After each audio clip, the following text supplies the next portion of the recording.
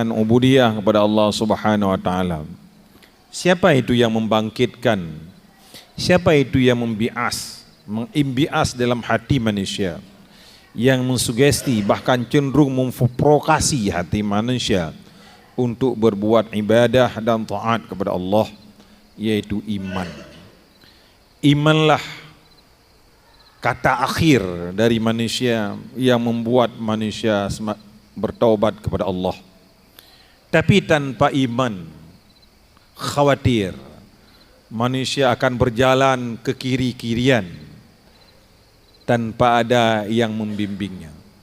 Maka puji syukur kita kepada Allah yang telah memberikan rahmat dan nikmatnya kepada kita, yaitu nikmat iman dan Islam. Ma'asyiral muslimin rahimakumullah, selanjutnya salah beriring salam, rahmat dan sejahtera kita mohon kepada Allah Subhanahu wa taala agar senantiasa dilimpahkan kepangkuan alam keharibaan Nabi besar Muhammad sallallahu alaihi wasallam yang telah memberi contoh kepada umat manusia, yang telah memberi uswatun hasanah kepada segenap makhluk Allah untuk bagaimana cara berubudiyah kepada Allah. Artinya kita berubudiyah, kita beribadah kepada Allah Subhanahu wa taala, standar bakunya adalah seperti yang telah dicontohkan oleh Rasulullah sallallahu alaihi wasallam. Untuk sembahyang wabil khusus Rasulullah bersabda, Bismillahirrahmanirrahim, sallu kama raaitumuni usalli. Sembahyanglah kamu sebagaimana engkau melihat daku sembahyang. Hana boleh li kitanya dah sembahyang kan lagi modern Rasulullah. Misalnya li kitanya sembahyang secara pribadi tak koprol, ataupun tak sujud ilai, tak salim di saat kita berdiri, enggak bisa. Ataupun dalam konteks berjamaah, tak campur urineng dengan urung agam juga hana boleh. Walaupun urineng itu pangkatnya besar, hatta presiden sekalipun, hatta wali kota sekalipun, hatta gubernur sekalipun, siapapun dia, kalau berjamaah sah perempuannya tetap harus di belakang. Itu contoh yang Rasulullah berikan. Nggak boleh ada statement di kita, nggak apa-apa, itu kan ibu pimpinan, beliau di depan, nggak bisa. Semuanya adalah menurut ketentuan Rasulullah SAW. Ma'asyiral muslimin hadirin sedang jamaah Jumat yang dirahmati Allah Subhanahu wa taala. Dalam perjalanan hidup yang umur kita semakin hari semakin bertambah, kadang-kadang ada hal yang telah kita lakukan itu berbeda dari yang telah Allah perintahkan. Entah berbedanya satu atau semuanya berbeda. Sejak pertama kita lahir, sejak kita pertama baligh, melakukan pekerjaan-pekerjaan yang di luar ketentuan Allah. Terhadap ini Allah berfirman dalam Al-Quran yang bahwa sesudah nabi-nabi akan mengganti generasi mereka itu. Bismillahirrahmanirrahim. Fakhalafa min ba'dihim khalfun. Sesudah generasi nabi akan ada generasi baru yang adha'us shalah. Mereka haitim li sembahyang, adha'us disia-siakan. Memang tidak mau sembahyang sama sekali. Bukan sahun dalam sembahyang. Mereka enggak pernah mau salat, adha'us shalah. Jangankan adha'us shalah, lupa saja dalam sembahyang bermasalah. Bismillahirrahmanirrahim. Ara'aital ladzi yukazzibu bid-din fazalikal ladzi yad'ul yatim wa la yahuddu 'ala ta'amil miskin fawailul lil musallin allazina hum an salatihim sahun. Azab yang luar biasa bagi orang-orang yang lupa sembahyang atau mereka lupa dalam sembahyang. Itu azab. Mereka lupa sembahyang atau lupa mereka sedang sembahyang. Itu azab, fawailun. Konon lagi ada'us salat. Mereka ada'us salah sesudah tidak ada nabi-nabi lagi. Kemudian wattaba'us syahawat. Mereka mengikuti syahwat. Syahwat itu cenderung membawa manusia kepada berbuat dosa. Syahwat furujiyah, mencari kebebasan berhubungan. Kemudian syahwat maliyah, cenderung menghalalkan segala cara, mencari harta dengan berbagai macam cara. Untuk umat Nabi Muhammad SAW, beliau bersabda pada Abi Sa'id Al-Khudri yang bahwa umat Islam 60 tahun sesudahku ke Nabi. Sab'atu sanah, 60 sanah, 60 tahun. Mereka akan seperti yang diceritakan oleh Allah. Fa khalafa min ba'dihim khalfun. Kita pada hari ini sudah 1445 tahun. Berapa kali dari 60 tahun tersebut mereka akan mengikuti syahwat. Maka di saat pada masa 60 tahun sesudah Nabi, ada istri-istri penguasa Islam. Mereka hobinya nyanyi-nyanyi, mereka hobinya pesta-pesta, seperti yang diceritakan oleh Syekh Al-Kalantani dalam kitabnya Jauhar Mauhub, yang bahwa Ratu Zubaidah, beliau itu setiap saat hobinya adalah nyanyi-nyanyi, kecuali menghentikan nyanyi-nyanyi di saat azan berkumandang. Ditanya saat beliau meninggal, ditanya, nampak pada ulama beliau mendapat nikmat. Apa balasan Allah? Apakah karena dia sudah membangun saluran air dari Taif ke Mekah dan Madinah? Kan kalau kita pergi ke Tanah Suci ada bekas saluran irigasi yang menuju Mina. Itu adalah buah karya perintah dari Ratu Zubaidah. Jadi yang kita ceritakan adalah hobi Ratu pada masa tersebut dengan orang-orang sekitarnya adalah party. Dengan besti-bestinya mereka ada geng-geng tersendiri untuk melakukan party. Mereka tuh lupa kepada sembahyang. Siapa yang menceritakan itu? Nabi. Dan memang itu kejadian. Ada'us shalah, mereka nggak mau sembahyang. Itu 60 tahun sesudah Nabi. Wattaba'us syahawat, dan mereka mengikuti hawa nafsu. Semua standar kehidupan diukur dengan syahwat. Hatta sembahyang. Apakah sembahyang itu membawa keuntungan? Mereka baru mau sembahyang. Dulu mereka nggak pernah ke masjid. Tapi begitu tahun-tahun politik sudah mulai datang, mereka sudah mulai memajang foto-foto di jalanan, dan mereka sudah mulai rajin ke masjid. Tujuannya adalah ingin memperoleh keuntungan. Begitu juga kalau seandainya anak-anak muda sudah mulai kerlinggangka bagi anak Pak Imam, dia sudah mulai ke masjid agar Pak Imamnya menganggap itu suatu yang plus. Artinya semuanya diukur dengan keuntungan. Itu ada sembahyang.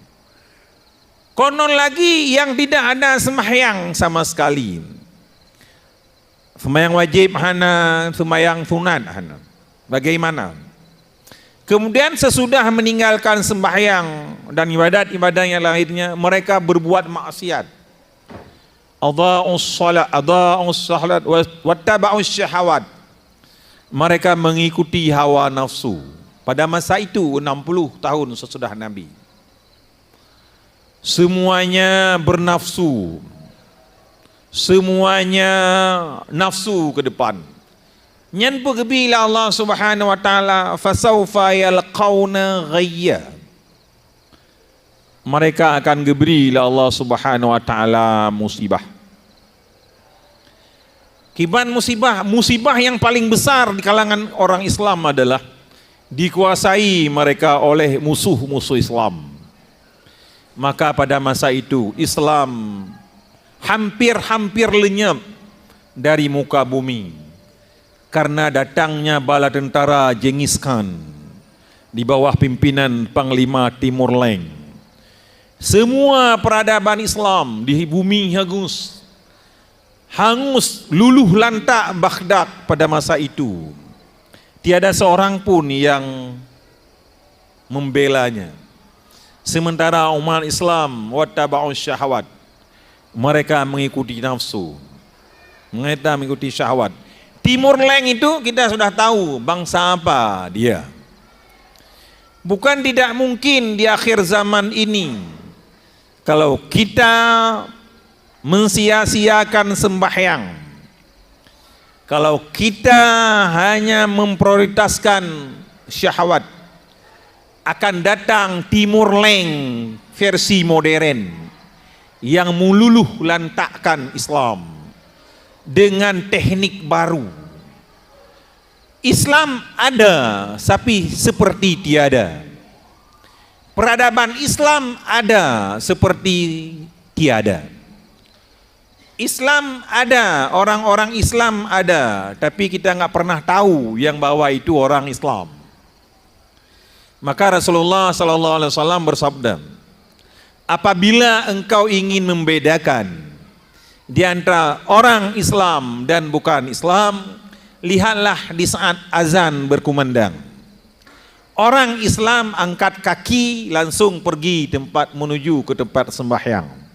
Sedangkan yang bukan Islam hanya duduk ongkong-ongkong kaki sampai tanpa batas. Itu bedanya.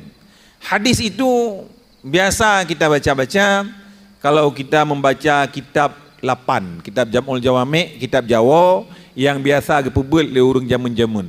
Inan beda dan antara orang Islam dengan orang Islam.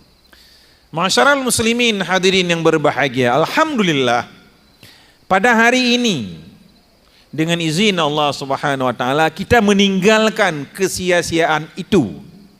Artinya kita berceramah, kita membaca khutbah hanya kepada kalangan terbatas. Kalau kita publikasi bermasalah pula. Jadi masyarakat muslimin rahimakumullah, sidang jemaah Jumat yang dirahmati Allah Subhanahu wa taala. Alhamdulillah kita memuji Allah Subhanahu wa taala. Pada hari ini kita meninggalkan yang namanya syahwat. Kita meninggalkan yang namanya mensia-siakan sembahyang. Datang kepada hari ini adalah untuk bertaubat. Di ujung ayat selanjutnya dari surat Maryam yang tadi 58 kepada 59, Allah menyambung suratnya, illa man taba. Kecuali yang tidak memperoleh musibah ghayya, musibah dunia dan musibah akhirat adalah illa man taba, kecuali orang-orang yang bertaubat.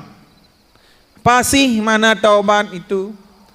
Taubat itu makna bebas adalah raja'ah, kembali daripada perbuatan yang salah kepada yang benar. Kalau menurut istilah agama adalah kembali daripada perbuatan yang dulu melanggar dengan syariat kepada perbuatan yang disetujui, di-ACC, diridha oleh syariat. Menyoranyangkan hana sembahyang, uronyo karena semayang, itu taubat namanya. Menyoranyangkan perbuat maksiat, uronyo hana maksiat li. Pakan gepegah dalam pepatah Arab, innal insana mahalul khata' wan nisyan. bahwa sungguh manusia adalah tempat berkumpulnya kesalahan dan kealpaan. Uranyankan legetanya ma'asyaral muslimin rahimakumullah, selalu berbuat maksiat. Apapun yang kita kerjakan selalu bernuansa maksiat. Lihat mobil, kita bertaruh BL pua motornya. Kita nonton bola pun kita bertaruh paling tidak saboh-saboh mi. Bahkan yang lebih ngeri lagi, ada yang bertaruh siapa khatib Jumat hari ini. Mereka datang berdua di tempat yang jauh, yuk kita solat Jumat di Masjid Baitur Rahmah. Tapi kita tebak-tebakan dulu siapa yang jadi khatib dan imam. Yang benar dapat 500.000, sampai ke sananya mereka maksiat. Artinya menjadikan ibadah itu sebagai ajang maksiat. Dulu kita pernah kehilangan tongkat. Pada hari ini kita sudah bertobat. Kullu bani Adam khata'. Dikali Rasulullah SAW. Setiap umat manusia ada kemungkinan salah. Wa khairul khata'in at-tawwabun. Maka sebaik-baik orang yang bersalah adalah mereka yang taubat. Apa makna taubat? Kembali seperti yang kita ceritakan. Maka saudara kaum muslimin hadirin yang dirahmati Allah Subhanahu wa taala, selama kita masih ada kesempatan untuk taubat, umur semakin hari jatah hidup kita. Dulu waktu tsunami kita pernah mendengar jaduk. Sekarang namanya jatah hidup. Umur kita semakin hari semakin berkurang. Mari kita mempergunakan umur yang ada untuk ibadah. Orang yang kan sembahyang, mari sembahyang. Orang yang kan tangi yang letanya mantang sehat wal afiat. Waktu berjalan kita masih normal, lancar. Sekarang kita berjalan sudah ditopang, baik oleh tongkat yang satu atau tongkat dua. Kalau lagi boh melon, payah benar tahu. Tak pernah tengok takalan boh melon. Nah pernah takalan boh timon intensif. Nyanji wate untuk timoh boh pehgleng tahu bak bini. Supaya nya ideng boh timonnya. Supaya nya jideng boh melonnya. Atau pernah kita menanam sebagai hiasan anggur di rumah. Butuh tahu. Gian ke le tanya jinaun untuk tadang benar tahu haik dang le kedrau. Maka saudara kaum muslimin hadirin sidang jamaah Jumat yang dirahmati Allah, mari kita berfikir, menelaah kembali. Paginya kita berpikir entar siangnya apa yang terjadi. Siangnya kita berpikir jangan-jangan kita nanti sudah diumumkan sama ustaz, inna lillahi wa inna ilaihi raji'un, telah berpulang ke rahmatullah. Jadi sebelum berpulang ke rahmatullah, mari kita taubat. Taubat dengan sebenar-benarnya. Yang pertama, menyesali yang bahwa kita telah melakukan kesalahan. Kemudian kita berjanji yang bahwa tidak akan pernah lagi kembali kepada kesalahan. Yang selanjutnya kita mengerjakan apa yang diperintahkan oleh Allah dan meninggalkan larangannya. Bahkan membayar yang tinggal-tinggal yang menyangkut dengan Allah, yang menyangkut dengan hamba ialah kemaah ba urang tungku lon jamun lon pajuh kuih ba kedre derawan lon pajuh donal heboh lon bayi dua atau tungku lon pernah lon gantau derawan jamun wate dron ja ulaut lon gantau lelung. Itu minta maaf. Kalau tidak minta maaf tidak ada keampunan dari manusia. Sebab dosa dengan manusia itu pelit-pelit. Dosa dengan Allah bermaaf-maafan. Maka kita mari bertobat. Bagaimana sih bertobat? Yang paling penting di antara segalanya adalah bertobat itu mengetahui dulu apa yang pernah kita kerjakan. Apakah itu dosa apa enggak? Kemudian waktu kita taubat sesuai dengan real, sesuai dengan petunjuk teknis seperti yang telah diamanahkan oleh Rasulullah. Jangan-jangan kita taubat, tapi taubatnya salah. Kita menganggap itu benar, kah salah? Kaji ketalik bukan. Kasa andai ji le tanya hana memberen-beren anak mata kadeh Allah Taala. Bandepit anak mata deh Allah. Nyan salik buta. Tak pegah Allah Taala mentempat. Tak pegah Allah Taala membajai. Tak pegah Allah menjarau. Itu salik buta. Pakan je menan karena kita enggak punya ilmu. Kemudian di saat kita mau ibadah, di saat kita mau salat, ka salat uragam ngorinang menjampu-jampu. Di saat le tanya tak boleh jaket, ka salah boleh jaket. Dumpu-dumpu tak boleh jaket. Trot-trot sabai tak boleh jaket. Salah kaprah karena kita enggak punya ilmu. Di syarat utama, syarat pokok untuk ibadah adalah ilmu. Di saat kita sudah taubat, dulu pernah melaksanakan maksiat, sekarang kita sudah taubat, bagaimana konsekuensi yang kita peroleh? Sambungan dari surat tadi, illa man taba wa amana wa amila salihah ulaika yadkhulunal jannata wa la yudlamuna syai'a. Tidak diberikan lagi musibah, tidak ada lagi ghayya, tidak ada lagi azab. Azab di mana? Azab dunia, azab akhirat. Siapa yang tidak diberikan? Illa man taba. Orang-orang yang bertobat. Tobat yang bagaimana? Wa amila salihah. Mereka berbuat baik, baik dengan Allah, baik dengan Rasul, baik dengan hamba, baik dengan alam. Baru kita mengenal bagaimana baik dengan Allah, baik dengan Rasul, baik dengan hamba yang lainnya, baik dengan alam sekitar. Kita harus mengetahui tentang itu masing-masing. Apa itu Allah? Siapa itu Rasul? Apa itu manusia? Apa itu alam yang lain? Di saat kita sudah punya ilmu, sudah berbuat baik, wa amila salihah, ulaika yadkhulunal jannata. Semua mereka yang telah taubat, semua mereka yang telah minta ampun kepada Allah Subhanahu wa taala, mereka akan dimasukkan oleh Allah Subhanahu wa taala di dalam surganya Allah. Wala yudlamuna syai'a, dan mereka tidak dizalimi, mereka tidak dianiayai, mereka tidak disiksa. Siksa di mana? Siksa dunia tak ada, siksa akhirat tak ada. Itu semua sudah termaktub dalam hadis Nabi Muhammad SAW yang dipesankan kepada Sa'id Al-Khudri, dan dalam ayat Allah Subhanahu wa taala dalam surat Maryam 5859. Demikian yang dapat sampaikan pada kesempatan yang sangat singkat ini. Terima kasih atas segala perhatian. Mohon maaf atas segala kekurangan. Mudah-mudahan itu menjadi sebuah pembelajaran bagi khatib sendiri, dan kalau bisa menjadi sebuah bahan renungan bagi seluruh hadirin sidang jamaah Jumat yang dirahmati Allah Subhanahu wa taala. Hasbunallah ni'mal wakil, ni'mal maula wa ni'man nasir, wahdina ila siratil mustaqim. Alhamdulillah, alhamdulillahi rabbil alamin. Wassalatu wassalamu ala asyrafil anbiya'i wal mursalin, sayyidina Muhammadin wa ala alihi wa sahbihi ajma'in. Amma ba'du faya ibadallah, ittaqullaha haqqa tuqatih wa la tamutunna illa wa antum muslimun. Faqala Allah subhanahu wa ta'ala fil Qur'anil karim wa huwa asdaqul qailin. A'udzu billahi minasy syaithanir rajim. Bismillahirrahmanir rahim. Faqalafa min ba'dihim khalfun adaa'us shalah wattaba'u syahawati fasawfa yalqawna ghayya illa man taba. Sadaqallahul azim.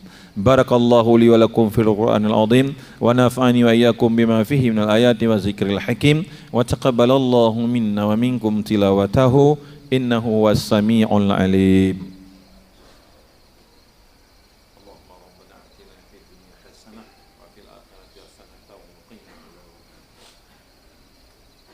Alhamdulillah, alhamdulillahi rabbil alamin, wa bihi nasta'inu ala umurid dunya waddin, wassalatu wassalamu ala asyrafil anbiya'i wal mursalin, sayyidina Muhammadin wa ala alihi wa sahbihi ajma'in. Amma ba'du faya ibadallah, اتقوا الله حق تقاته ولا تموتن إلا وأنتم مسلمون. فقال الله سبحانه وتعالى في القرآن الكريم وهو أصدق القائلين: أعوذ بالله من الشيطان الرجيم بسم الله الرحمن الرحيم إلا من تاب وآمن وعمل صالحا أولئك يدخلون الجنة ولا يظلمون شيئا. صدق الله العظيم. اللهم اغفر لنا وللمسلمين والمسلمات والمؤمنين والمؤمنات الأحياء منهم والأموات برحمتك يا أرحم الراحمين. اللهم اجعلنا من التوابين اللهم اجعلنا من التوابين اللهم اجعلنا من التوابين واجعلنا من المتطهرين واجعلنا من عبادك الصالحين. اللهم ربنا آتنا في الدنيا حسنة وفي الآخرة حسنة وقنا عذاب النار. عباد الله، إن الله يأمر بالعدل والإحسان وإيتاء ذي القربى وينهى عن الفحشاء والمنكر والبغي يعظكم لعلكم تذكرون ولذكر الله أكبر والله يعلم ما تصنعون.